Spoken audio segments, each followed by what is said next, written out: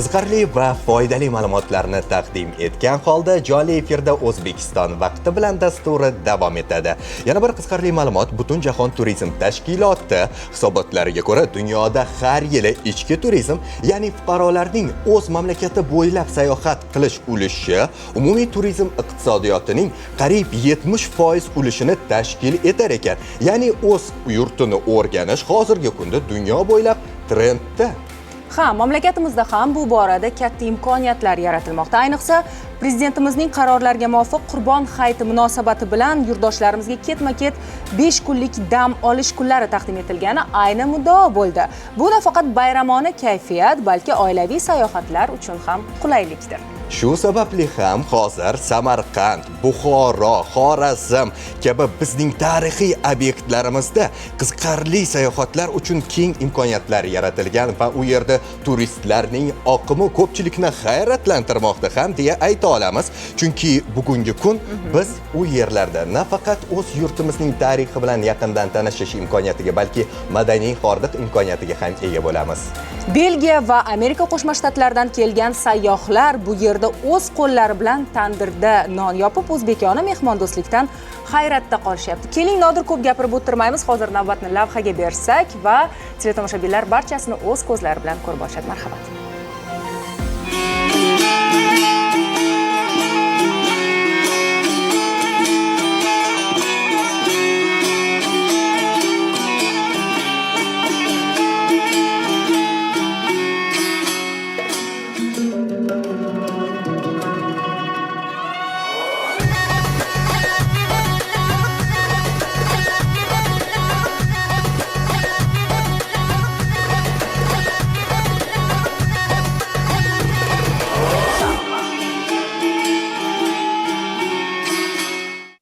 Bugungi kunda Xorazm viloyatida ham turizm imkoniyatlari ishga solinmoqda. Oldinlari biz sayyohlik haqida so'z borganda faqatgina Xorazmda Ichonqal'ani bilar edik. Bugun esa Ardaxiva majmuasida ismi, Qorako'l majmualari va Urganch tumanida mana shunday Ulug' Hovli majmualari turizm imkoniyatlari ishga solingan holda faoliyat olib bormoqda. Umuman olganda mana shu majmua o'zbek-turkman do'stligini amaliy ifodasini ham namoyon etadi. Aynan sayyohlik imkoniyatlari bu yerda qanchalik ishga solingan, nimalar uchun bu yerga sayyohlar tashrif buyurishadi? Bugungi reportajimizda ayni jihatlarga birgalikda guvoh bo'lamiz. Oui, donc c'est la première fois que nous 7-8 yil oldin O'zbekistonga kelishni rejalashtirgan edik. Bugun orzuyimiz ushaldi. Farg'ona va Toshkent bo'ylab sayohat qildik. Endi Xorazmdamiz. Bizlarga O'zbekistondagi sayohatimiz davomidagi mansur bo'layotgan narsalar faqat tarixiy obidalar bilan cheklanib qolmayapti. Ayniqsa insonlaringizning mehmondo'stligi va ochiq chehralik bilan kutib olishlaridan juda mamnun bo'lmoqdamiz. Ayniqsa odamlaringizning samimiy ekanligi bizga juda ham yoqyapti. très aimable.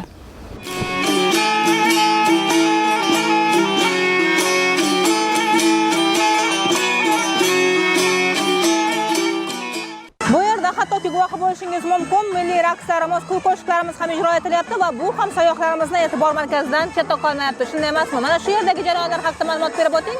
Xo'p, biz ko'rishimiz mumkinki, bu o'zbek-turkman do'stligi, ya'ni Ulug' Hovli majmuasida turistlar soni kundan kunga oshib bormoqda. Va bu yerga kelgan turistlar bizning milliy qadriyatlarimiz, ya'ni o'zbeklarning va turkmanlarning milliy qadriyatlarini har kuni ko'rishadi. Turkman milliy kiyimlari, turkman milliy ovqatlarini har kun totib ko'rishadi. Va bu yerga kelgan har bir turist o'zining zavqini bizga bildirib ketishadi. Amerikadan, Shveysariyadan va boshqa ko'plab davlatlardan turistlar shu yerga tashrif buyurishdi.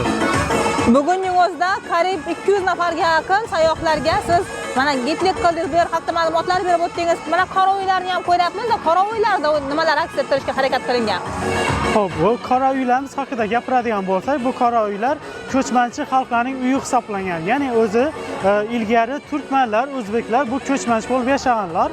Ya'ni qora uylar bu shunday bir qulay bo'lganki, ya'ni uni buzish va qurish oson bo'lgan. Taxminan 1 yoki 2 soatda olgan.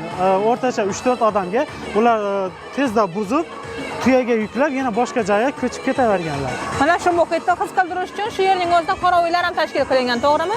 Sayyohlar qanchalik qiziqish bildirishyapti bu uylarga? Milliy qadriyatlarimiz va ko'chmanchi xalqlarning uylarini ko'rishdi. Juda ham qiziqishdi. Uning ichida milliy kiyimlar va turkman gilamlari bor. Turkman gilamlar juda ham qimmatbaho, qo'l ishi va ular tuyaning va qo'yning yunidan to'qiladi. Bu yerdagi har bitta detallarda ismi, har bitta ekspozitsiyalarda ismi bu sayyohlar e'tibor markazidan qolmayapti. Demak, mana shunday lokatsiya sizlarni kutib qoladi.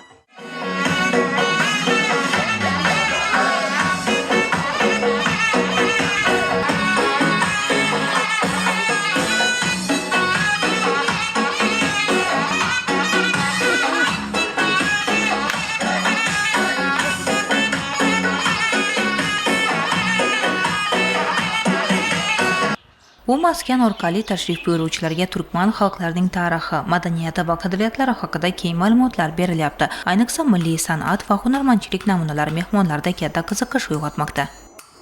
Mazkur turizm majmuasida noodatiy yondashuvlarni juda ham ko'p uchratish mumkin. Aynan mana shu yerda ham guvohi bo'layotganingizdek, temirchilik ustaxonasi tashkil qilingan va hozir ham sayohatchilarimiz kelib kuzatib ketishdi. Umuman olganda, mana shu jarayonlar bilan sayyohlarni qanday tanishtirib boryapsizlar? Qanchalik ular bundan mamnun bo'lishyapti mana shu jarayonlar? Mana shunday ketmonlarni, bellarni, o'roqlarni o'tib ko'rsatyapmiz. O'zingiz nechanchi avlodsiz mana shu? Men ikkinchi avlodman. Mana akam temirchi bo'lgan. Menga o'rgatib ketgan shuni yasab turibman hozir.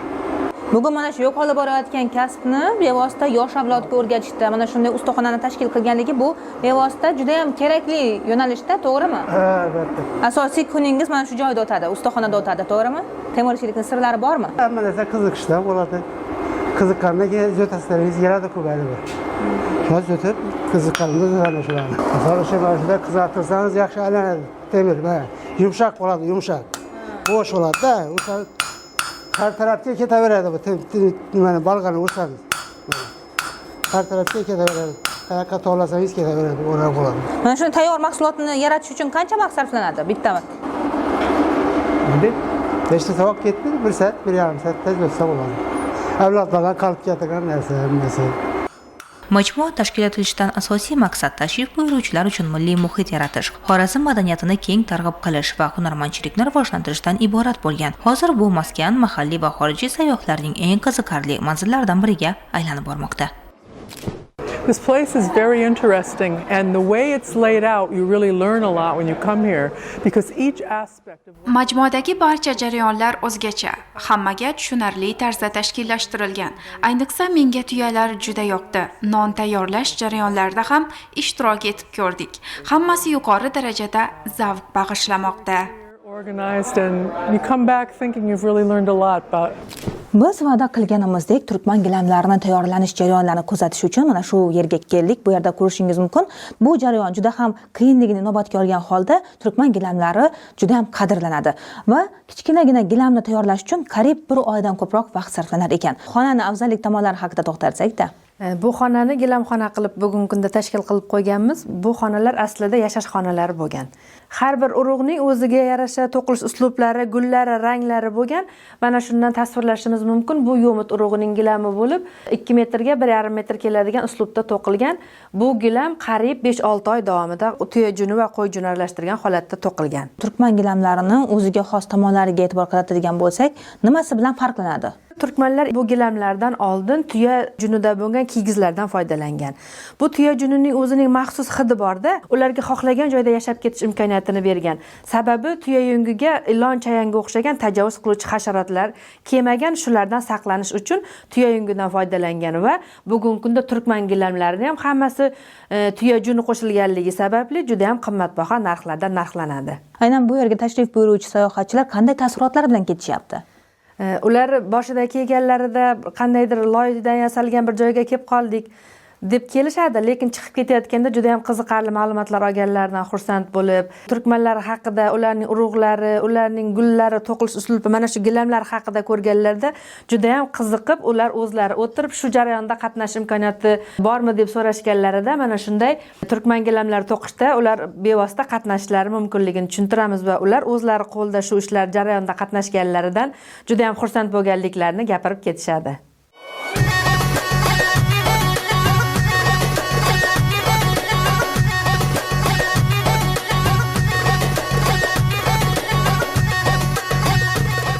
Ulu hovli nafaqat turistik maskan, balki Xorazmning boy tarixi va madaniy merosini kelajak avlodga yetkazishga xizmat qilayotgan noyob majmuadir. Bu yerda har bir bino va bezak milliy ruhni o'zida aks ettiradi. Majmuada faqat tarixni tomosha qilibgina qolmaysiz, milliy hunar va an'analarni amalda sinab ko'rish imkoniyati ham mavjud. Tandirda non yopishdan tortib temirchilik ustaxonalaridagi jarayonlargacha barchasi mehmonlarda unutilmas taassurotlar qoldirmoqda.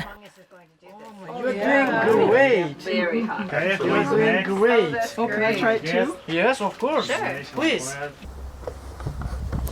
Biz ayni daqiqalarda mana shu tandir atrofida non yopish jarayonida ishtirok etyapmiz. E'tiborli tomoni, sayyohlarga mana shu jarayonlar ham ko'rsatib berilar ekan. Bu gastronomik imkoniyatlarni yanada targ'ibotiga ham xizmat qiladi. E'tibor qaratadigan bo'lsangiz, mana Xorazm milliy nonlari mana shu yupqa ko'rinishda bo'ladi. Mayin ta'mga ega va bu ham sayyohlarimizni juda ham lol qoldiryapti, to'g'rimi bu ta'm?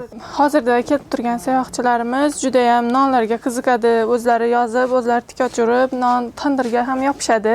Zo'r kayfiyatda ketishadi. Ular uchun yangilik bu non yopish jarayoni, to'g'rimi?